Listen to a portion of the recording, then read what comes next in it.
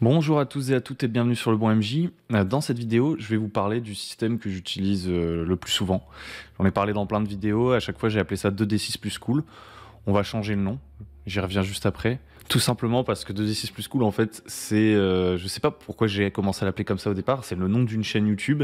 Et en fait, sur itch.io ou dans plein de jeux amateurs qui tiennent sur une page, vraiment des tout petits jeux minimalistes, on utilise 2D6 plus quelque chose en se basant sur les règles des jeux Powered by the Apocalypse, en gros. Le système de résolution des jeux Powered by the Apocalypse.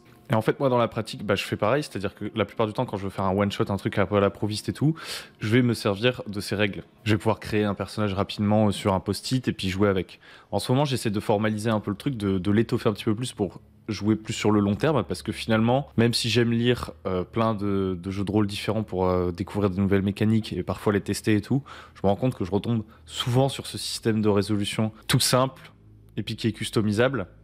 C'est mon système de base, quoi. Donc aujourd'hui, ça va être une vidéo un peu en détente. J'ai un petit plan à suivre, mais j'ai pas mal de choses à dire, donc ça va peut-être être un peu long. Mais je pense que ça va être assez riche, parce que finalement, on va parler de comment jouer avec un système vraiment minimaliste qui tient sur pas grand-chose. Et donc du coup, en général, quand on joue avec un système minimaliste comme ça, on doit se baser sur pas mal d'arbitrage et pas mal de bon sens ou de bullshit. À vous de voir.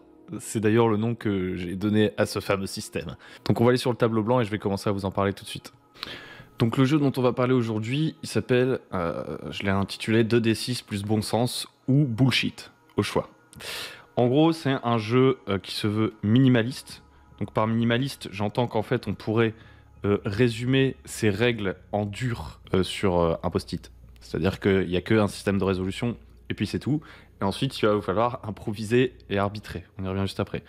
C'est un jeu qui est inspiré des Powered by the Apocalypse, les PBTA, et de City of Mist, ou encore en fait de tous les jeux basés sur des traits en fait. J'y reviendrai après. C'est un jeu qui se veut plutôt narratif, vous allez rapidement le comprendre. Donc par narratif, ce que j'entends, parce que derrière le mot narratif, on peut mettre tout un tas de choses, c'est que bon déjà c'est un jeu de rôle, donc a priori à la fin on aura raconté une histoire quand même, il sera passé des trucs qu'on pourra se raconter et nos personnages auront fait des trucs, normal. Mais en fait, c'est surtout qu'il va y avoir peu de jets de dés normalement. En fait, si vous jetez trop les dés, vous allez vite le comprendre, ça va partir dans toutes les directions. Donc après, vous pouvez jeter beaucoup les dés si vous voulez, puisque finalement, tout se base sur votre arbitrage, encore une fois. Mais aussi par narratif, j'entends que ce qui va avoir de l'impact mécaniquement en termes de règles, c'est des éléments qui ont une importance pour l'histoire, pas des éléments qui ont forcément une importance intrinsèque dans l'univers. Du coup, je sais pas comment expliquer ça en deux mots que je mettrai entre parenthèses, donc je vais juste mettre une petite bouillie comme ça. Voilà. Et c'est un jeu... alors, je vais souvent dire c'est un jeu, c'est un système, faut pas me prendre à la lettre. J'y reviens après. Mais moi, je le joue de manière très cinématographique. C'est-à-dire que moi, en général, quand j'imagine une scène de jeu de rôle, voilà, je suis un enfant de la génération Z. Non, je sais même plus ce que c'est les noms des générations et tout. Mais voilà, moi j'ai grandi avec surtout des jeux vidéo et des films. Donc c'est vraiment un référentiel très visuel que j'ai. Et c'est là-dessus que je me base pour arbitrer en fait. En premier lieu, même si évidemment je lis aussi et puis que je regarde des documentaires, des trucs et tout. Mon référentiel, c'est vraiment quand même une approche assez cinématographique. Ça m'aide à arbitrer ce jeu. Donc on en vient à l'arbitrage et ensuite je vous parlerai de la résolution. Pourquoi, en fait, je l'ai appelé 2D6 plus bon sens ou bullshit. On va commencer par bullshit. En fait, comme je disais au début de la vidéo, il y a plein de jeux, des sortes de micro-jeux, des jeux, des one-page. Vous savez, c'est des jeux genre sur une page, on peut mettre les règles du jeu. Là, c'est carrément un jeu post-it, quoi. Donc, est-ce qu'on peut parler vraiment de système, etc. Je ne pense pas. C'est pas un jeu qui résiste à la tempête. C'est-à-dire que si on vous donne pas des conseils, etc. pour le faire fonctionner, c'est à peine un jeu. Ou en tout cas, les règles du jeu ne permettent pas de garantir une expérience précise. C'est juste un système de résolution, en fait. Avec les conseils que je vais vous donner, vous pourrez en faire quelque chose, mais si je vous proposais pas ma manière d'arbitrer et que vous utilisez ce système chez vous, ça donnerait sûrement des résultats complètement différents des résultats obtenus à ma table. Ce qui est en fait un peu en opposition avec les jeux qui vous proposent des jeux très prescriptifs, voire très procéduraux, où il y a beaucoup de règles à suivre, etc. Et où il y a moins matière à interprétation et arbitrage. Donc est-ce qu'on peut parler d'un système? Je sais pas trop, c'est pour ça que j'ai dit que c'était un jeu 2D6 plus bullshit. Et en fait, bon sens, c'est un peu la même chose. Bullshit et bon sens, ce sont des synonymes. Le bon sens, c'est votre arbitrage. C'est un jeu C'est des règles, vous les prenez à bras le corps. C'est comme quand vous jouiez quand vous étiez enfant et qu'il n'y avait pas 50 milliards de règles. Et juste, vous allez vous construire un petit peu votre code de conduite, essayer d'expliquer comment vous arbitrez à vos joueurs pour qu'ils sachent à quoi s'attendre. Vous n'allez pas avoir 1 milliard de règles à respecter, donc ça vous donne beaucoup de liberté et que vous devrez cadrer vous-même en fait cette liberté pour proposer une expérience agréable. Donc maintenant qu'on a passé l'introduction, donc maintenant on va passer au système de résolution et un peu comment ça marche. Donc c'est très proche des jeux Powered by the Apocalypse et de City of Mist, comme je le disais. Donc ceux qui connaissent, à la limite, si vous voulez, vous pouvez passer ce passage, la vidéo est chapitrée, mais on va quand même repasser là-dessus. En gros, ce qu'il faut retenir, la première chose, c'est que le jeu, il est character-centered, c'est-à-dire que la plupart des bonus et des malus, ils vont venir de votre feuille de personnage. Votre personnage, il va être défini par des traits. Un trait, c'est quoi? Ça peut être un point fort, genre je suis intimidant, voilà, j'écris ça sur ma fiche de personnage. Je suis très fort pour mettre des coups dans le dos, voilà, coups dans le dos. Je suis très fort pour détourner l'attention. Donc chacun de ces traits, finalement, il peut être positif ou négatif en fonction de la situation. En général, vous allez plutôt, sur votre feuille de personnage, en fait, essayer de noter les points forts de votre personnage. Ça peut être aussi que vous savez soigner par les plantes. Ça peut être tout et n'importe quoi. Voilà, vous avez des traits comme ça sur votre fiche de personnage qui vont vous donner des bonus ou des malus. En fonction de la situation, on pourrait se dire ça donne un bonus, ça donne un malus. Et le système de résolution, il va consister à lancer 2d6 plus vos bonus potentiels, moins vos malus, quoi. Enfin, moins, ça fait plus, mais vous avez compris. Donc vous faites le total de ça. Le total de ça, ça vous donne un résultat, tout simplement. Tac. Et votre résultat, comme dans un jeu Powered by the Apocalypse, vous allez le confronter à un petit tableau de résolution tout simple. Il y a 3 possibilités quand vous jetez les dés. Donc vous jetez 2d6, vous ajoutez vos bonus, vous soustrayez vos malus, vous avez un total, vous le comparez à ce tableau. Si le total fait 6 moins, il y a une complication dans l'histoire. Si ça fait 7-9, c'est réussite plus complication. Donc c'est-à-dire que vous avez réussi, mais la situation s'envenime quand même, ou alors vous n'avez pas totalement réussi, etc. Et vous faites 10+, c'est une réussite. Et puis si, à la limite, vous pouvez dire, si vous commencez à faire des 12, des 13, vraiment des scores élevés, votre MJ et vous-même, vous pouvez imaginer des résultats encore plus spectaculaires. Donc prenons un exemple tout bête. Je suis Geralt de Rive. J'ai donc Geralt de Rive, le héros de The Witcher. Hein. Donc j'ai des sens surhumains, voilà. Et puis, je suis un fin limier. Voilà, je dis des trucs comme ça. Et en fait, je suis en train de traquer un monstre, ok? Le MJ me dit, ok, tu es sur le lieu du meurtre, je sais pas, du crime, où le monstre a sévi. Fais-moi un jet de dés pour voir si tu arrives à trouver le monstre. On pourrait dire que comme j'ai les traits sens surhumain et fin limier, chacun de ces traits va me donner un +1. Ça, c'est important. Je sais pas pourquoi je vous l'ai pas dit plus tôt. Tout fonctionne en +1 et en -1. Il n'y a pas de truc qui donne +2 ou je sais pas quoi. S'il y a un facteur positif, vous avez +1 à votre jet de dés. S'il y a un facteur négatif, vous avez -1 à votre jet de dés. On reviendra un peu plus en détail sur les bonus après. Donc du coup, comme j'ai 2 traits qui semblent positifs pour traquer le monstre, j'ai +1, donc j'arrive à +2. Mais là, le MJ me dit, ouais, mais en fait, il a plu, et puis t'as déjà le pressentiment que c'est une créature qui a essayé de cacher sa fuite, de cacher ses traces. Donc tu vas avoir -1. Et encore -1, parce que là, pour le coup, j'ai décrit 2 facteurs. Il a plu, donc déjà les traces ont pu disparaître, et puis en plus, apparemment, la cible a pris des précautions pour faire en sorte de couvrir sa fuite. Donc en fait, +2, -1, j'arrive à +0, hein, ça s'annule, donc je vais juste lancer 2d6. Alors je vais lancer mes 2d6. Je fais 5, c'est pas terrible. Complication.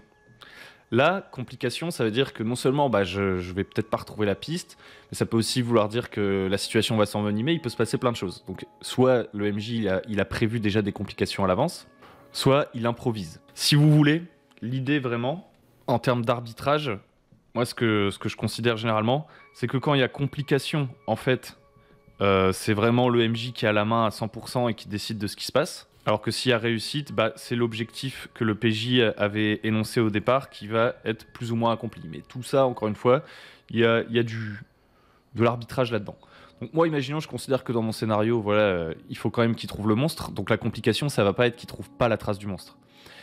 Ça va être que alors qu'il est en train de fouiller la scène du crime, il y a des gens qui viennent le perturber, genre des locaux qui aiment pas le sorceleur, qui veulent le chasser du village et qui viennent lui casser les roubignoles et l'empêcher de mener son enquête tranquillement. Ça peut être une complication. C'est pas forcément un échec. C'est là la différence entre complication et échec. C'est pas nécessairement l'action que voulait entreprendre le personnage qui a raté, c'est juste que la situation vient se compliquer. Donc en l'occurrence, comme je trouve ça pas très intéressant que le personnage ne puisse pas retrouver le monstre, je vais pas lui dire qu'il échoue à pister, mais comme il prend plus de temps parce que le pistage est difficile, il reste très longtemps sur les lieux, et finalement, il y a des gens qui lui tombent dessus, des gens qui le voient pas d'un bon oeil. Ça, c'est parce que j'ai fait un 5 en l'occurrence. Maintenant, admettons, j'aurais fait un score final entre 7 et 9. Là, on est sur une réussite avec complication. Donc peut-être que mon Witcher, il a trouvé la piste jusqu'à un certain point. Ça l'emmène jusqu'à un certain point dans la forêt. Et puis au bout d'un moment, il y a une rivière et là, il perd complètement la piste. Donc c'est une réussite. Il a réussi à progresser vers son objectif. Mais maintenant, il est un peu perdu en pleine forêt et il va devoir chercher d'autres indices. Donc ça va relancer la narration. Mon joueur, il va devoir trouver un autre moyen de pister, peut-être s'informer auprès des habitants de la forêt, j'en sais rien. Et s'il avait fait 10+, c'est une réussite, et donc j'aurais peut-être considéré qu'il serait arrivé directement à la créature. Ça, c'était un exemple. Mais là-dedans, encore une fois, il y a plein d'arbitrages. Pourquoi il y a plein d'arbitrages? Parce que, contrairement à un jeu Powered by the Apocalypse, vous n'avez pas des moves. Il y a juste cette mécanique unique que vous allez utiliser. Celle-là, là. Hop là, hop là. Alors que dans un jeu Powered by the Apocalypse, je me permets une petite dérivation, dans un jeu Powered by the Apocalypse, qui utilise pareil 2d6 plus des bonus, vous auriez des moves, et les moves en fait c'est des actions, et pour chaque type d'action il va y avoir différentes possibilités. Par exemple, le move, je dis un truc au pif, hein, le move attaquer là, attaque. Il dit sur 6- vous prenez un coup, je dis un truc au pif, sur 6-9 vous mettez un coup et vous prenez un coup aussi, et sur 10+, vous arrivez à donner un coup sans en prendre un en retour. Voilà. Et puis vous auriez comme ça toute une liste de moves qui peuvent être utilisés pendant la partie, donc de sortes de petites règles, de petites procédures à utiliser. Là pour le coup, on se débarrasse de ça et on s'en remet à l'arbitrage. Qu'est-ce que je peux vous dire d'autre sur le système de base avant qu'on passe un peu à la suite? Comment savoir quel trait s'applique à quelle situation? Eh ben, ça va relever de votre arbitrage. Alors, il y a quelques petits conseils pour faire des bons traits quand vous créez les personnages. Déjà, c'est de ne pas en mettre trop de traits. Parce que si vous avez trop de traits, vous augmentez les chances qu'il y ait beaucoup de traits qui s'appliquent à chaque situation. Si je commence à avoir sens surhumain, fin limier, pisteur émérite, tracker, investigateur de renom, vous voyez, on pourrait se dire, là je vais avoir +1, +1, +1, +1, et je vais avoir +5 dans ces actions-là. Donc vraiment, il ne faut pas mettre trop de traits qui vont avoir tendance à se chevaucher. On va essayer d'éviter aussi les traits qui sont trop flous, genre par exemple guerrier, rôdeur, enfin vraiment des métiers comme ça, des trucs vraiment très larges et qui en matière d'interprétation sont très larges et encore une fois risquent de tous pouvoir s'accumuler, qu'on puisse justifier que tous ces traits s'appliquent à toutes les situations. Le mieux c'est d'avoir les traits les plus situationnels possibles. Donc j'ai pas encore formalisé, j'ai commencé à faire une fiche de personnage et tout pour essayer d'améliorer un peu le système et essayer de le standardiser légèrement. J'ai pas encore réfléchi à un système de création de personnages hyper formalisé. Moi, ce que je vous conseille, c'est que chaque personnage, il ait genre 1 ou 2 traits généraux qui peuvent s'appliquer à beaucoup de situations et justement pour lesquels le joueur il va pouvoir s'amuser à essayer de justifier l'utilisation de ces traits comme il veut, mais qu'ensuite, tous les autres traits, là, ce soient des traits plus spécialisés, si je puis dire, ou en tout cas précis et situationnels, vous voyez. Par exemple, pour prendre l'exemple que les rôlistes aiment bien quand on parle de règles, les combats. Si vous avez super guerrier, super fort, super machin, on se dit que tous ces traits-là, ils vont tout le temps s'appliquer en fait. Donc ce qui peut être intéressant, c'est que vous ayez un trait vétéran de guerre par exemple, et vous pouvez l'interpréter pour plein de trucs. Ça peut servir à du social pour parler avec d'autres vétérans de guerre. Vous pouvez vous en servir pour avoir accès à certains endroits parce que vous avez une certaine renommée, mais ça peut aussi vous aider à encaisser les coups, à avoir des bonnes stratégies, etc. Donc vraiment ça, vous allez pouvoir l'utiliser très souvent et l'interpréter de manière très large. Ça vous donne une certaine liberté en tant que joueur pour l'interpréter. Mais derrière ce trait vétéran de guerre, il vaut mieux qu'il y ait des traits qui soient beaucoup plus situationnels. Il faut éviter de mettre avec un truc genre tireur d'élite. Tireur d'élite, encore une fois, c'est général. C'est un peu moins général que vétéran de guerre, on s'entend, mais c'est encore très général. Donc moi, je mettrais des trucs genre tir en embuscade. Ça, c'est pas mal. Ou tir de couverture. Ou maniement des armes à rafale. Vous voyez, des trucs plus précis pour éviter d'avoir trop de bonus qui s'accumulent. Tout simplement parce que, et ça c'est un des trucs très importants pour réussir à arbitrer ce jeu très minimaliste, je vais pas vous faire les maths, etc. Mais grosso modo, si en cumulant tous les bonus, les malus que vous avez plus 0 à la fin, que vous lancez 2d6 plus 0, donc plus rien, vous avez à peu près, je le fais de tête, c'est peut-être pas ça exactement, je sais plus, mais entre 53, je sais plus, 53-57% de chance de réussir. Donc par réussir, j'entends faire un 7-9 ou un 10+, parce qu'on rappelle, un 7-9 c'est déjà une réussite, c'est juste une réussite avec complication. Donc avec plus 0, vous avez, je vais faire une moyenne là, parce que je sais plus exactement, mais en gros 55% de chance de réussite. Et très vite en fait, si vous commencez à avoir plus 1, ça monte en flèche. J'ai plus les chiffres en tête, plus 2 ça monte encore plus, et plus 3, bah, vous êtes quasiment sûr de réussir. Ou en tout cas de réussir avec complications, mais il commence à y avoir très peu de chances d'avoir des complications. Et dans le sens inverse, ça fonctionne aussi. Quand vous arrivez dans les -1, -2, le résultat du jet de dés, très vite, il commence à être beaucoup plus prédictible. Donc du coup, vous n'avez pas une grande marge de manœuvre en termes de bonus et de malus, mais c'est pas plus mal, parce que ça va vous permettre de vous concentrer sur vraiment ce qui a un impact dans la scène, et pas faire des comptes d'apothicaire. Donc ça, vraiment, votre cible, grosso modo, dans la majorité des cas, vous voulez pas des jets de dés qui sortent trop de ce cadre-là, entre -2 et +2, quoi. Du coup, dans une scène, vous allez vraiment devoir vous demander ce qui est pertinent. Si par exemple, mon personnage, il est sorceleur, pour reprendre Geralt de Rive, donc c'est un chasseur de monstres, etc. Ça, c'est son trait général qui va lui permettre de s'appliquer à plein de choses. Derrière, il est fine lame, je dis des trucs au pif, c'est encore un peu général. On a dit qu'il avait quoi? Sens surhumain, fin limier, voilà, c'est déjà suffisant. Admettons, on reprend l'exemple de la scène de combat. Là, mon joueur, on pourrait se dire, en interprétant, bah, comme c'est un sorceleur, il doit bien savoir se battre. Comme il est fine lame, il doit bien savoir se battre. Alors, des sens surhumains, ça doit quand même l'aider en combat. À la limite, fin limier, ça s'applique pas. Vous voyez, là, j'ai interprété de manière très large, et du coup, bah, j'arrive très vite à mon +3, en fait. Et en gros, vous, votre taf d'arbitrage en tant que MJ, c'est d'être assez exigeant sur l'utilisation des traits quand même, je pense. Et puis surtout, de considérer la scène d'un point de vue cinématographique. Vraiment, qu'est-ce qui a un impact à ce moment-là, si on était spectateur de cette scène, où est-ce qu'on se dirait « Ah, là, c'est un avantage, là, c'est un désavantage ». Finalement, le fait que je sois un sorceleur, ça me donne pas nécessairement forcément +1 tout le temps dans toutes les situations dans lesquelles un sorceleur brillerait.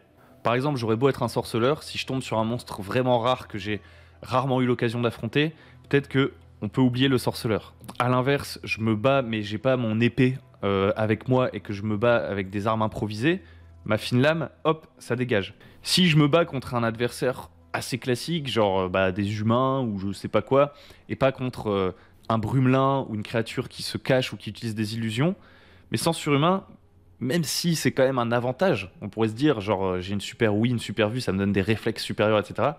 En l'occurrence, il saute. Parce que dans cette scène, c'est pas ça qui a vraiment de l'impact. De la même façon, désolé pour ceux qui connaissent pas bien The Witcher, mais dans le sorceleur, Geralt, il utilise une épée en argent pour combattre les monstres. Le fait d'avoir une épée en argent, et ça va nous permettre ensuite d'embrayer sur les traits circonstanciels, le fait d'avoir une épée en argent, donc c'est pas nécessairement sur ma fiche de personnage, ça peut être un équipement ou quelque chose comme ça va pas me donner +1 contre les monstres. C'est une condition pour affronter des monstres. Limite, si j'ai pas d'épée en argent, j'ai -1. Parce qu'en fait, pour battre les monstres, il me faut cette épée en argent. Donc même si c'est un truc qui m'aide à combattre les monstres, ça s'applique pas pour combattre les monstres. Voilà, il faut être assez exigeant. Grosso modo, vous voulez viser cette cible là qu'on vient de mettre. En général, si vous jetez les dés, c'est qu'on est dans une situation à peu près comme ça. Si vous commencez à arriver dans des -3, -4, des +4, +5, etc., il faut commencer à se poser la question de est-ce que je dois vraiment jeter les dés? Peut-être qu'en fait, mon personnage, il réussit à tous les coups tellement il a l'avantage, ou peut-être que mon personnage, il rate forcément tellement il a un désavantage. Vous pouvez quand même jeter les dés, mais voilà, le hasard, il faudrait vraiment un gros coup de malchance ou un gros coup de chance pour réussir ou rater dans ces circonstances-là, quoi. Qu'est-ce qui peut s'ajouter d'autre que les traits qui sont sur ma fiche de personnage? Donc on a commencé légèrement à entamer ça. Et ben ça va être des bonus et malus circonstanciels. Donc il peut y avoir l'équipement qui va s'appliquer, équipement, l'environnement, des avantages que j'ai obtenus, etc., etc. Et puis tout simplement la force de l'opposition, quoi. Si je combats un monstre vraiment très très fort, peut-être que le MJ va me mettre -1, ce genre de choses. Ça, c'est pareil que les traits, vous devez gérer ça à l'arbitrage avec votre fameux votre fameux bon sens. Et du coup, bah, votre bon sens, c'est de toujours garder ce petit truc en tête là. Je vais arrêter d'y revenir, je pense que vous avez capté.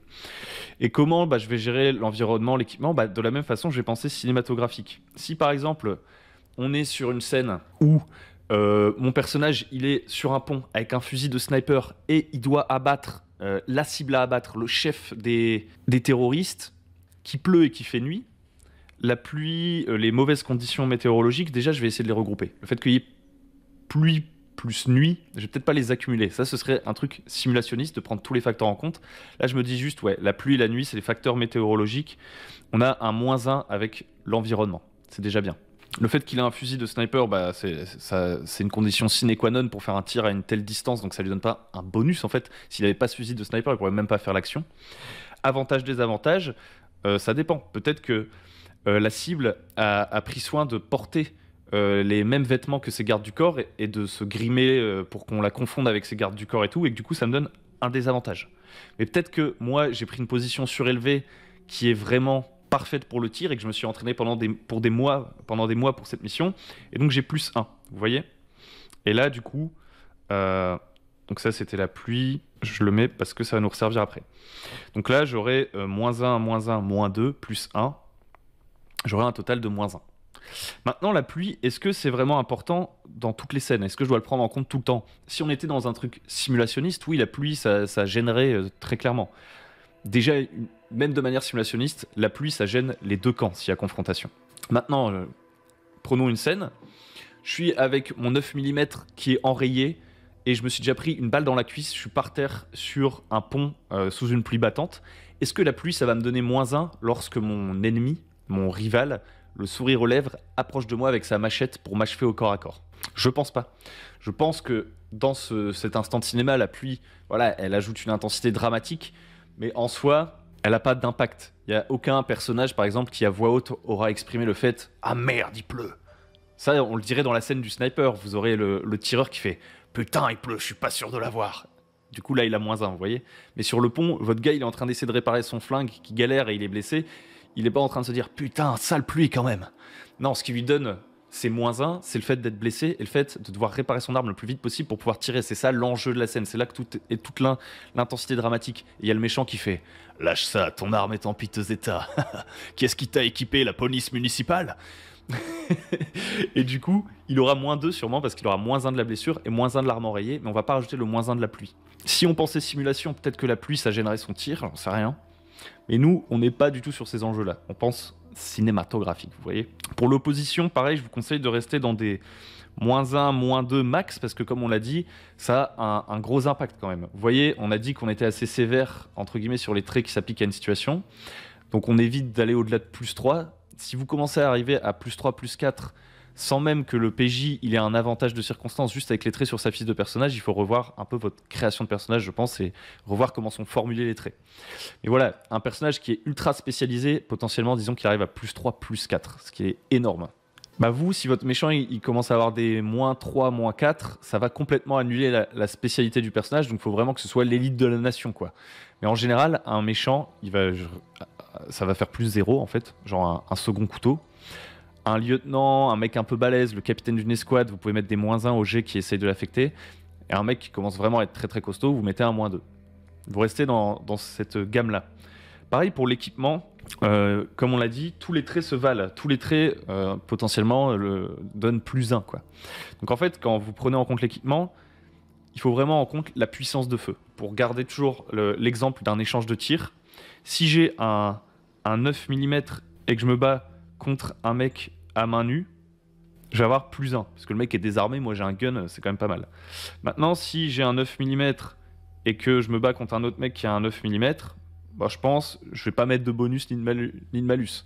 En tout cas, ce sera pas dépendant du fait que chacun ait un 9 mm, parce qu'en fait, ça certainement qu'on est caché derrière un couvert chacun, qu'on hésite à sortir, qu'on va se tirer dessus, et puis voilà quoi. On est un peu even au niveau de l'équipement. Maintenant, si j'ai un AK-47 et que je suis contre un mec qui a un 9 mm, peut-être que je vais avoir +1 contre le mec avec le 9 mm, parce que bon, ok, on a tous les deux une arme à feu, mais moi je peux rafaler sur son couvert, le contourner, enfin vous voyez, j'ai quand même un certain avantage si j'ai la distance, alors que maintenant, Après, je suis pas un expert en armes, vous me détromperez si je me plante, mais je pense quand même qu'un AK-47 c'est pas mal contre un 9 mm. Maintenant, si on est au corps à corps, on commence à se rentrer dedans, qu'on est vraiment à 2 mètres l'un de l'autre, peut-être que finalement le 9 mm il va donner l'avantage à mon adversaire parce que c'est une arme plus adaptée au. C'est une arme de poing, quoi, plus adaptée au contact. Alors que mon AK-47, elle va me gêner parce qu'on est dans un espace clos et j'en sais rien. Et du coup, maintenant, j'ai un -1 à force du fait que j'utilise un AK-47 contre ce fameux 9 mm. Vous voyez? Donc, en soi, il n'y a pas d'équipement qui donne +2, +3 et tout. Après, encore une fois, on va commencer à y arriver. Ça, c'est un système qui va nécessiter de l'arbitrage. Et donc, c'est en testant que vous allez devenir testeron. Et que peut-être vous commencerez à mettre des objets qui donnent +2 ou j'en sais rien. Ça, c'est à vous de voir. Donc là, j'ai fait un peu le tour de, grosso modo, le système de résolution. Alors maintenant, on va passer aux petits conseils et aux petits trucs que j'ai mis en place à force de pratique, parce que le jeu est très léger pour l'instant. Hein. Je compte les points positifs, les points négatifs. Les points négatifs donnent -1, les points positifs donnent +1. On cumule tout, on jette 2d6, on compare à mon tableau de réussite. Quelques petites choses à noter en termes d'arbitrage, c'est que déjà, seuls les PJ jettent les dés. Ça, c'est vrai que j'aurais pu le préciser. Seuls les joueurs jettent les dés. Seuls les PJ jettent les dés. Donc, il n'y a pas en soi de mode de jeu, entre guillemets. Il n'y a pas, vous êtes en combat, il y a un jet d'initiative, machin truc. Toutes les situations se traitent de la même façon, grosso modo. Il n'y a pas de tour des méchants, etc. Et ça peut être un peu perturbant lorsqu'on est tout simplement pas habitué à ce genre de système. Et donc, ce qu'il faut bien comprendre, c'est que s'il y a une confrontation et qu'il y a PJ versus PNJ, PJ, PNJ, en fait, le jet de dés, si je le réussis dans une confrontation, bah, c'est le PJ qui va, pouf, faire un truc au PNJ, grosso modo. Alors que si je fais une complication, en fait, le PNJ va pouvoir me rendre l'appareil. Donc, à chaque jet de dés, il se passe quelque chose. C'est soit votre adversaire qui parvient à prendre le dessus, soit vous qui parvenez à prendre le dessus. Maintenant, on peut se demander, quid de la situation où mes PJ, ils font rien? Et puis finalement, ça veut dire que si mes PJ, ils attaquent pas les méchants peuvent pas les attaquer. Je vous dirais faux, puisqu'en fait, si vos PJ ne réagissent pas quand vous leur dites qu'il y a des ennemis autour d'eux, etc., vous pouvez leur demander un jet de dés en mode, il y a un mec qui arrive pour mettre un coup, fais un jet de dés pour esquiver. Et du coup, le fait de ne pas avoir pris l'initiative, etc., finalement, c'est un désavantage, parce que s'ils réussissent le jet de dés, ils vont simplement réussir à éviter le coup, vous voyez. Et s'ils le ratent, ils vont se prendre ce fameux mauvais coup. Donc en fait, même s'il n'y a que les PJ qui jettent les dés, c'est vous, le MJ, qui demandez des jets de dés. Et ces jets de dés, ça peut être en réaction à quelque chose pour résister à un danger, ou ça peut être un jet qui va permettre littéralement une opposition et voir qui prend le dessus, ou ça peut être, voilà, c'est vous qui déterminez en fait quand il y a un jet de dés. Et vous, en général, vous allez demander un jet de dés, vu qu'on est dans un jeu plutôt narratif, quand il y a une potentielle complication, etc., et que vous pensez que ça a un intérêt. Si vous pensez que ça n'a pas d'intérêt vraiment pour l'histoire, vous ne demandez pas de jet de dés. D'ailleurs, en termes d'arbitrage, sachez que si vous n'avez pas vraiment d'idée de complication en soi, et que des fois vous considérez qu'un échec peut être intéressant, vraiment qu'on fasse un jet de dés avec une réponse binaire, genre je réussis à ouvrir la porte, à crocheter la porte, ou j'échoue à fermer la porte, l'exemple préféré des rôlistes français, vous pouvez demander un jet où en fait, si la personne fait 7+, c'est une réussite, et si elle fait 6-, c'est un échec, et puis c'est tout. Vous pouvez faire ça à la limite, par moment. Encore une fois, ça relève de votre arbitrage. D'ailleurs, à force de répéter le mot arbitrage, on va tout de suite passer à un des trucs importants avant de continuer. L'arbitrage, pour moi, c'est très simple. En fait, en général, on se dit « Ouais, mais j'ai peur d'être injuste, de me tromper, de faire les choses mal, etc. » Donc j'ai peur d'arbitrer, de prendre à bras-le-corps le rôle de l'arbitre. Moi, je vous conseille d'y aller à fond. Je vous conseille de bien séparer le moment où vous jouez, en fait, et vous arbitrez les règles, vous tranchez. En fait, votre rôle consiste à trancher. Quand il y a un doute, est-ce que tel trait peut être utilisé, s'applique à telle situation, est-ce que je dois avoir un malus, un bonus, vous tranchez, bordel de Dieu.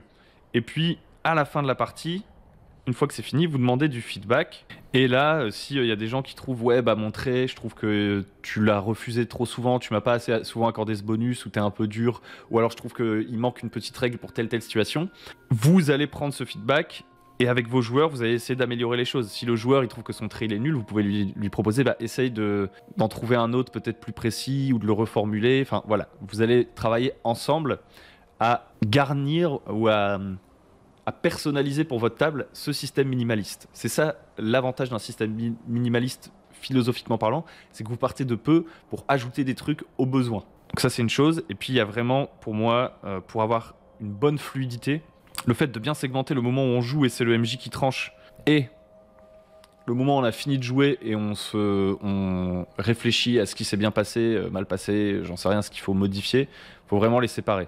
Sinon ça va donner lieu à de très nombreux débats, et puis surtout, même moi je le dis très souvent, je pense que c'est important de communiquer, de ne pas prendre toute la charge sur soi, de discuter avec les joueurs, etc., de comment on peut améliorer les choses. Mais si ça a lieu pendant la partie, ça casse le rythme. Et puis de deux, aucun système, aucune pratique ne vous permet d'éliminer complètement les erreurs. Donc accepter le fait, à mon avis, de prendre le rôle d'arbitre pour ce genre de jeu, je pense que c'est ce qui va vous permettre la meilleure expérience. Parce que pour moi, il n'y a rien de pire que le flou complet et les longues discussions pour savoir comment devrait être résolue telle situation. Vaut mieux voir ça à la fin de la partie. Donc maintenant qu'on a parlé vite fait de l'arbitrage, revenons-en à notre système. Donc on a dit seuls les PJ jettent les dés. Maintenant, il y a un truc qui est un peu difficile pour certaines personnes, c'est justement le fait qu'il y ait les complications à gérer. En fait, en général, dans un jeu de rôle... En général, non, parce qu'il y a beaucoup de jeux de rôle qui font différemment. Et dans les jeux de rôle standards, on va dire, vous avez souvent un système de résolution binaire, échec-réussite, d'accord ? Du coup, on ne se pose pas la question de quelle est la complication, etc. C'est juste, t'as réussi, t'as pas réussi. Des fois même, on met des complications alors que le jeu ne nous dit pas de mettre des complications. Bref, on a un jeu binaire. Et des fois, c'est difficile de passer à un truc où vous devez trouver des complications en tant que MJ. Ça demande pas mal d'improvisation. Donc voilà des complications que je vous propose. Déjà, il y a les complications de situations qui s'enveniment.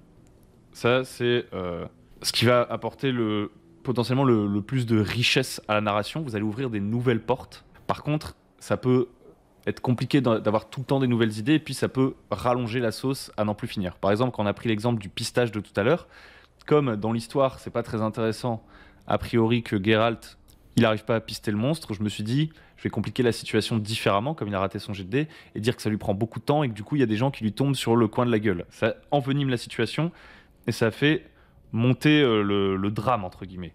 Ça n'a pas d'impact mécanique direct. Geralt va pas perdre des ressources, etc. Il va perdre du temps, j'en sais rien. En tout cas, la situation va s'envenimer. Ça pourrait être aussi le bâtiment qui prend feu, ou la porte qui s'effondre derrière vous et qui vous empêche de vous échapper. Ou le monstre qui finalement n'est pas seul, il a des alliés qui arrivent. Vous voyez, ça, c'est les situations qui s'enveniment. Donc ça, vous pouvez tout à fait demander à vos joueurs aussi de l'aide, d'ailleurs, quand vous galérez à trouver une complication. Maintenant, il y a payer le prix. Donc ça, c'est pay the price. C'est vraiment... c'est un peu l'expression qu'on a dans Ironthorn. Bon, en fait, payer le prix, pour moi, c'est avoir des -1. C'est avoir des -1, donc ça veut dire blessure, stress, etc. Vous pouvez mettre comme ça des malus temporaires intrinsèques au personnage, c'est-à-dire que le personnage subit vraiment quelque chose qui va lui donner des malus à partir de maintenant. À ces jets de dés, c'est une complication toute bête. À noter que, je reviens tout de suite là-dessus, la situation qui s'envenime, en fait, en premier lieu, on pense que ça n'a pas d'impact mécanique, mais ça en a bel et bien. Parce qu'en fait, ça va sûrement complexifier la situation, ce qui va demander plus de jets de dés, et donc potentiellement provoquer plus d'échecs, et provoquer du coup plus de complications, etc., etc. Je vais prendre un exemple tout de suite. Admettons, vous êtes en train de jouer une James Bond, et vous devez entrer dans la boîte de nuit du parrain, vous voyez, j'en sais rien. Et il y a le videur à l'entrée, ça n'a pas l'air d'être un mauvais bougre, c'est Jean Pégu, costaud, mais vous devriez réussir à lui mettre un petit coup derrière la nuque pour entrer. Ou non, même pas, vous arrivez pour négocier. Vous arrivez pour négocier l'entrée, etc. Et il fait « Eh, je te reconnais, toi, je t'ai vu hier. On t'a jamais vu dans le coin, tu peux pas rentrer. Désolé, c'est le chef qui l'a dit, ce sera pas pour ce soir. » Vous faites « Ok, Jean Pégu, j'ai fait une complication. Qu'est-ce que je vais faire maintenant ?» Ça provoque un deuxième jet de dés, vous voyez. En général, quand vous allez arriver à votre deuxième jet de dés pour résoudre la même situation, la tension monte. Si vous rééchouez qu'il y a une deuxième complication, ça va vraiment être une complication plus lourde. Vous commencez à insister auprès de Jean Pégu, vous essayez de le corrompre, vous dites « J'ai des dollars, laisse-moi entrer. » Et tu lui mets une grosse liasse de billets dans les mains. T'ajoutes tes traits de charisme ou je sais pas quoi. Tu rates, il y a une nouvelle complication. Jean Pégu, il fait « Tu m'as pris pour un pauvre boug » et il te met une patate. Tu fais « Ok, Jean Pégu, je vais te fumer. » Troisième jet de dés. Troisième jet, tu commences à vouloir tabasser Jean Pégu. T'es quand même 0,07. Et en fait, tu rates encore. Les probabilités sont complètement foireuses ici. T'as sûrement beaucoup de traits positifs qui te permettent de péter Jean Pégu, mais tu rates encore. Et en fait, là, peut-être, tu vas commencer à prendre ta première blessure. Jean Pégu, il a sorti un couteau cranté et te l'a mis dans le bide. Et puis en plus, Jean Pégu, maintenant, il est en position de Krav Maga. En fait, Jean Pégu, c'est peut-être pas Jean Pégu, c'est juste Bruce Lee en costume de Jean Pégu. Donc, vous voyez, sans même tout de suite mettre des malus qui ont un impact mécanique direct, vu que je demande de plus en plus de GD, potentiellement, bah, la situation s'envenime, s'envenime, s'envenime. C'est comme ça que la scène peut vous surprendre, même en tant que MJ. Après, si vous vouliez pas que votre Jean Pégu, ça devienne un maître de Krav Maga, que vous considérez que ça ne correspond pas à votre univers, parce que là, on est en improvisation, vous pouvez tout simplement considérer que Jean Pégu, il va chercher 3 autres Jean Pégu dans la boîte. Vous gérez en fait les complications à votre sauce, avec les petits outils que je vous donne là. Une autre complication qui est pas mal, c'est d'annuler un trait. Donc ça vient directement de City of Mist un peu. On dit burn tag dans City of Mist. C'est-à-dire que peut-être que jusqu'à maintenant, votre personnage, il avait, je sais pas moi, si on reprend notre Witcher, il est où notre Witcher? Il avait sens surhumain, vous voyez, qui lui donnait +1. Peut-être qu'une complication que je peux mettre, c'est que il a chopé une maladie, ou alors il y a un gaz toxique qui le déconcentre, ou alors il est fatigué, j'en sais rien, et que du coup il a pu son bonus de +1 de sens surhumain. Plutôt que de lui mettre un -1, je peux dire que tel ou tel trait ne s'applique plus. Ça marche particulièrement bien ça avec tout ce qui va être les traits sociaux. Genre, je suis le maire de la ville, ou bien j'ai une autorité sur la police municipale. Si vous commencez à décevoir les flics, à prendre des décisions de merde, à les envoyer sur des mauvaises pistes, ou j'en sais rien, peut-être qu'ils vont commencer ça va plus tellement être un avantage, au contraire ça va se retourner contre vous, et vous allez devoir regagner, entre guillemets, votre crédibilité, votre réputation, et du coup vous bénéficiez plus de ce bonus. Donc voilà un petit peu pour les complications. Vous aurez donc compris que les complications, c'est une variable que vous contrôlez pas toujours en fonction de la chance au dé finalement. Un truc que vous pouvez utiliser pour un peu mieux gérer le rythme et voir si quelqu'un réussit ou échoue, c'est de demander, en fonction des scènes, un nombre plus ou moins important de réussites, entre guillemets. C'est-à-dire que vous pouvez considérer que pour passer le videur de la boîte, à partir d'une réussite, le moment où votre personnage il fait 7, 9 ou 10+, du coup, a priori, il pourra entrer dans la boîte. Donc en fait, ça correspond même pas vraiment à des points de vie du méchant, etc. C'est juste à l'importance que vous voulez donner à la scène en termes de temps de caméra, finalement. Si en une réussite, je peux réussir à passer un obstacle, que ce soit un obstacle humain, un piège, n'importe quoi, c'est qu'on ne veut pas donner un temps de caméra très important. C'est peut-être, je vais chasser un sanglier dans la forêt pour le ramener au banquet. Bah, tant que je fais des complications et que j'arrive pas à avoir une réussite, la scène peut durer, ça peut mal tourner. Mais dès lors que je vais faire une réussite, potentiellement, je me dis, c'est bon, le sanglier is down. Et de la même façon que pour ici, la petite cible qu'on avait faite, un petit peu des bonus, malus de ce que vous visez, grosso modo, je vous conseille de pas vous avancer trop sur le nombre de réussites à obtenir, parce qu'encore une fois, les complications, ça peut augmenter, donc restez souple là-dessus, c'est plus une guideline. Vous pouvez aussi vous dire que pour entrer dans un château, si vous êtes en improvisation et que vous n'avez pas prévu un plan du château avec tous les obstacles dans ce château, vous vous dites, ouais, il va y avoir à peu près 2-3 obstacles que je vais improviser pour qu'on sache si les PJ vont réussir à entrer dans tout le château du daimyo et entrer finalement dans sa chambre pour l'assassiner si c'était des ninjas ou je sais pas quoi. Donc ça, le fait d'exiger un certain nombre de réussites, ça vous permet de, grosso modo, pondérer à la fois la difficulté, parce que vous demandez plus de G, mais aussi la difficulté, tac, mais aussi l'importance, le dramatique, le temps de caméra que vous voulez donner à cette scène. Ok, là on a déjà pas mal déblayé le terrain sur comment se servir du truc. Alors il y a encore un truc que vous vous demandez peut-être, c'est comment on sait quand les PJ sont vraiment en danger, quand est-ce que mon PJ meurt, quand est-ce qu'on arrive à un truc définitif finalement, parce qu'on n'a pas de point de vie, vous l'aurez remarqué. Et bah pareil, ça va relever un peu de votre arbitrage. Grosso modo, si vous êtes dans une situation dangereuse et tout, moi ce que j'aime bien garder comme guideline, ça veut pas dire que ça va toujours être comme ça va dépendre aussi de la mortalité, enfin de la puissance de l'adversité, etc. Mais grosso modo, le PJ, il va prendre d'abord une petite blessure qui va lui servir, qui aura un impact que narratif et qui lui donnera même pas -1. C'est juste pour montrer que la situation commence à être compliquée. Ensuite, s'il continue à subir des blessures, il va peut-être prendre sa première blessure à -1, qui lui donne -1 à partir de maintenant, ça devrait déjà être une bonne mise en garde en fait. Il est vraiment en danger. Et puis au bout d'un moment, il arrive à la blessure à -2 là. Et en fait, le prochain jet, ça le tue. Et en fait, ce que je vais faire, c'est que je vais le dire au PJ, tout simplement. Je vais dire, maintenant, tu commences à te sentir très très mal. Tu t'es un peu vidé de ton sang, t'as la tête qui tourne, tu vois plus où sont tes alliés, tes ennemis, t'es perdu. Ton cœur, t'entends ton cœur battre dans tes oreilles. C'est assourdissant. T'es saisi par une envie de fuir. Tu sais que si tu fuis pas maintenant, que tu restes, ta prochaine action va être décisive, que ce soit pour ton adversaire ou pour toi. Je pose l'enjeu vraiment. Admettons là-dessus, il me dit ouais, j'ai envie de faire une charge quand même, de continuer à me défendre. Son action est dangereuse a priori parce qu'il est vraiment dans le mal. Donc là, je vais dire sur ton prochain jet de dés, tu vas peut-être mourir si tu as une complication. Ce sera la fin de ton personnage. Je dis tel quel. Comme ça, il a toujours le choix en main. J'annonce la couleur dès que les conséquences deviennent définitives, qu'on commence à arriver dans le domaine de la mort, quoi. Et d'ailleurs, ça peut ne pas s'appliquer qu'à la mort, ça peut s'appliquer à des gros tournants dans la situation. Genre par exemple, le prochain échange que tu vas avoir avec ce marchand va être définitif. Si tu parviens pas à réussir ton jet de dés, il va arrêter toute forme de négociation. Si tu ne quittes pas la pièce tout de suite, que tu rates ton jet de dés, tu vas être enfermé dans cette pièce qui se sera effondrée sur toi. Toutes sortes de choses. Vous n'êtes pas obligé de toujours annoncer les conséquences.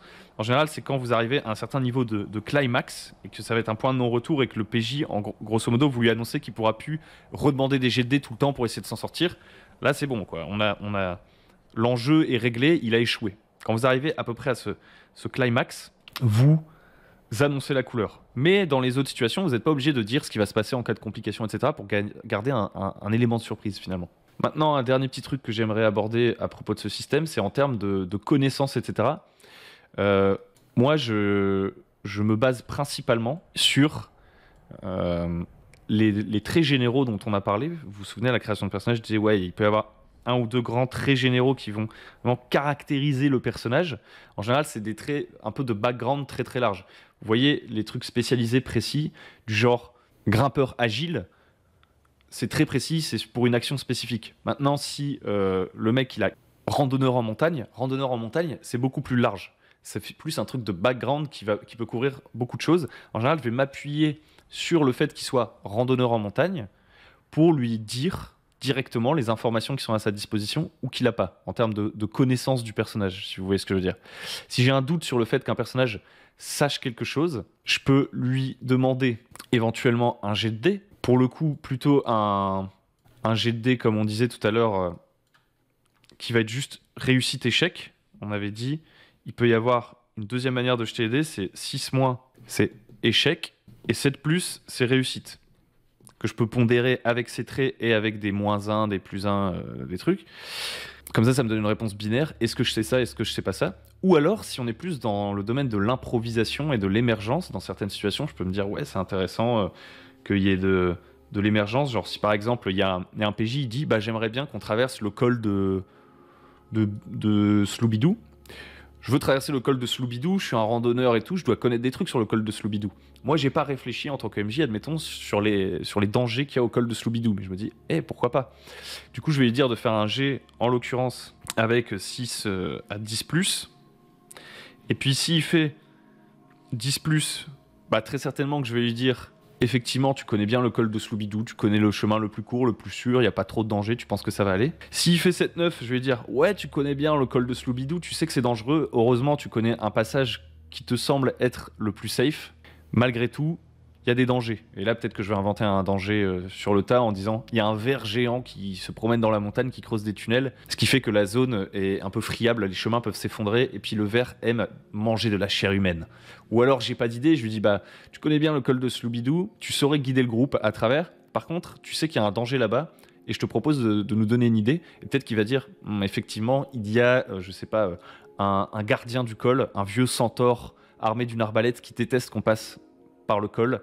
Il a déterminé que c'était son territoire depuis quelques mois et personne n'a réussi à le chasser parce qu'il a une bonne cachette, j'en sais rien. Et puis complication, enfin vous avez compris, complication c'est la même chose, sauf qu'en plus, en l'occurrence, complication en fait, ça me fait arriver un truc intéressant en fait. Il y a, on parlait des fameuses complications, comment créer des complications, situations qui s'enveniment, etc., etc. Dans la situation là du col de Sloubidou, il y a une quatrième possibilité, c'est garder la complication pour plus tard. Et là, typiquement, c'est un cas où je vais très certainement l'utiliser. Parce que l'enjeu du jet de dés, c'était de savoir si la personne, notre PJ, connaissait le col de Sloubidou. En l'occurrence, il a fait 6 mois. Donc c'est pas une réussite, c'est juste une complication. Donc du coup, je vais peut-être lui dire, tu sais que le col de Sloubidou, il va pouvoir vous emmener à votre destination. Par contre, t'y es jamais allé et t'as très peu entendu parler de ce col. Donc il connaît rien sur ce col. Et en fait, la complication, en soi, c'est le fait qu'il sache pas le danger qui se trouve là-bas. Et mon idée du centaure ou du ver géant, je la garde pour plus tard. Je complique pas la situation tout de suite. Je garde cette complication pour le moment où elle sera le plus pertinent, quoi. Du coup, voilou. J'ai fait à peu près le tour du truc. J'espère que ça vous aura un peu aiguillé. Si vous voulez, on peut se faire un petit résumé très très rapide. En gros, c'est un jeu où vous allez arbitrer. Il va y avoir des bonus qui vont toujours prendre la forme de +1 et des malus qui vont toujours prendre la forme de -1. Votre tableau de réussite, c'est 6-, 7-, 10+. On jette 2d6 plus les bonus plus les malus. Et on compare à ça. Ça, c'est la base. Et vous, en gros, pour arbitrer, vous allez être assez exigeant, si possible, sur quels traits de la feuille de personnage peuvent être utilisés. Vous allez aussi prendre en compte tout ce qui va être les circonstances, c'est-à-dire objets, machin, truc, tout ce qui n'est pas lié intrinsèquement au personnage. Vous allez essayer de rester dans une range qui va à peu près de -2 à +2. Tout à l'heure, j'ai dit +3, mais franchement, l'idéal, c'est de rester dans ce truc-là pour que les jets de dés soient intéressants. C'est un jeu qui va favoriser, comme tous les Powered by the Apocalypse, des résultats plutôt en 7-9. 7-9, c'est vraiment mathématiquement ce qui doit ressortir le plus souvent. Donc, ça va souvent être des réussites avec des complications qui vont venir enrichir la narration. Vous allez devoir manager, du coup, avec votre arbitrage, les bonus, les malus et les complications. Et puis, c'est à peu près tout, quoi. Gardez en tête l'aspect cinématographique. Tac, tac, tac, tac, tac. On écrit comme des porcs, là. Et à partir de cette base, c'est pour ça que je vais m'arrêter ici, vous pouvez faire plein de choses. L'essentiel, c'était de vous expliquer comment ça fonctionne. Mais ensuite, qu'est-ce qui donne des bonus, qu'est-ce qui donne des malus, ça va dépendre de votre vision, de votre univers, de ce que vous voulez proposer, en fait, de la proposition que vous avez en tant que MJ. Ça va aussi dépendre de ce qui va ressortir de la pratique avec vos personnages, avec vos joueurs, pardon. Typiquement, pour ce qui est de la proposition, pour moduler un peu ce qu'on est en train de raconter, dans une histoire de super-héros, très certainement que le fait d'avoir un 9 mm, ça ne donne aucun avantage. Jamais ça vous donnera +1 d'avoir un 9 mm parce que les combats ont des échelles beaucoup trop épiques. Alors que si on est dans un truc post-apocalyptique, le pistolet il va vous donner +1 dans la plupart des situations. Donc il faut avoir en tête vraiment le côté cinématographique et les thèmes que vous voulez aborder, ça va vraiment vous aider à arbitrer. Et le deuxième truc qui doit vous aider à arbitrer, à part la proposition en question, c'est le feedback de vos joueurs. S'ils trouvent qu'il y a des traits qui sont trop nuls, s'ils trouvent que c'est trop difficile, etc., vous en discutez. Vous pouvez ajouter des règles de ci, de là. Faites vos tests, puis au pire, vous raterez. Et vous corrigerez. Voilà pour moi.